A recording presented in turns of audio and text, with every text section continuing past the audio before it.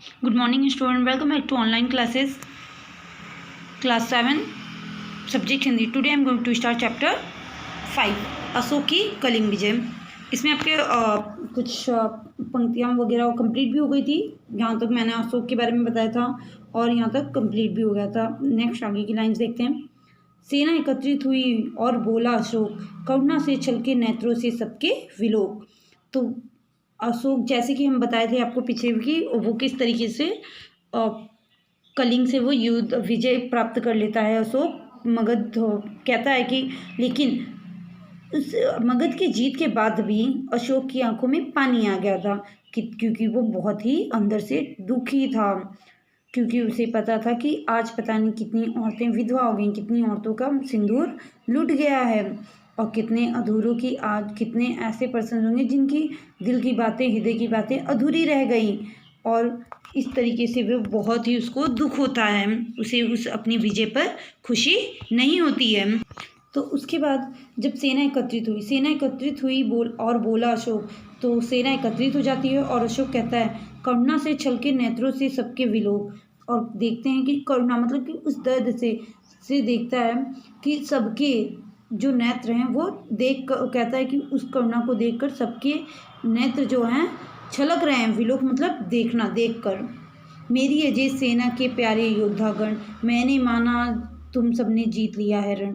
तो वो अशोक कहता है मेरी अजय सेना के प्यारे योद्धागण मतलब मेरी जो विजयी सेना हुई है, जो विजय सेना, अजय सेना मतलब हर समय वो जीतती है. अजय सेना के जो प्यारे योद्धागण हो, जो हिम्मतवान हो, जो शक्तिशाली योद्धा हो, मैंने माना तुम सबने जीत लिया है रण. रण मतलब युद्ध. वो कहता है कि मैंने माना कि तुम सबने युद्ध तो जीत लिया है, पर सच बतलाओ क्या तुमने जीते हुए मन, तुमने रण में मारे हैं जिनके प्रेमी जन. तो वो कहता है कि तुम ही सच बताओ, तुम ही सच कहो, क्या तुमने वो मन जीत लिए हैं जो इस रणभूमि में, इस युद्ध में जो मारे गए हैं उनके प्रेमी जन के, क्या तुमने मन जीत लिए हैं. प्रेमी जन मतलब उनके फैमिली वाले, उनके घर वाले. क्या तुमने उनके घर वालों का दिल जीता है, क्योंकि किसी भी पर्सन की अगर मृत्यु हो रही हो तो उसके घर वाले गुस्सा होंगे, अपसेट होंगे उस समय, तो हम उनके दिल को नहीं जीत सकते. तो वो वही कहता है पर सच बतलाओ, क्या तुम सही बताओ योद्धागण कि क्या तुमने जो युद्ध में मारे गए हैं उनके घरों वालों के, उनके फैमिली के, क्या तुमने हृदय को जीत लिया, उनके मन को जीत लिया है. यह श्रेयस्कर बर्बरता पशुता के निशान. और वो कहता है कि यह श्रेयस्कर मतलब कि जो विजयी हुआ इसका श्रेय एक बर्बरता, एक पशुओं के निशान की तरह है. जो बर्बरता पशुता मतलब कि जो बहुत ही जल्लाद जानवर होते हैं उनकी निशानियों की तरह है. ये शस्त्र फेंक दो आज तुच्छ तृण के समान. और ये जो शस्त्र हैं आज एक तिनके की तरह, उसकी तुच्छ की तरह फेंक दो. अविलंब घायलों को हिलमिल उपचार करो, मानव हो तुम मानवता का व्यवहार करो. और वो कहता है अविलंब बिना देर किए हुए जो घायल व्यक्ति हैं उनका मिलजुल कर, हिलमिल मतलब मिलजुल कर उपचार करो, क्योंकि तुम मानव हो और हमें मानवता का व्यवहार करना चाहिए. कर दो बंधन से मुक्त बंदियों को तुरंत, कह दो कि तुम्हारा देश पराजित भी स्वतंत्र है. और कहता है कि जो बंदी बने हुए हैं, जो हम उन्हें कैद कर लिए हैं, उन्हें मुक्त कर दो. बंधन